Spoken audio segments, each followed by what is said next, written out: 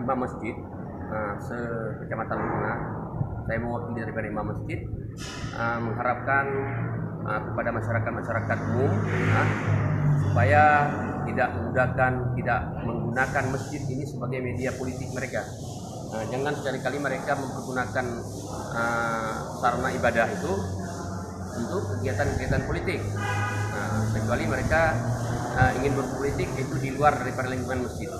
Kita mengharapkan memang demikian, supaya jangan ada kesan bahwa di masjid itu dipergunakan untuk tempat kegiatan politik dalam bentuk apapun, apakah itu dalam rangka menjelang 2019 ini ataupun sebelum.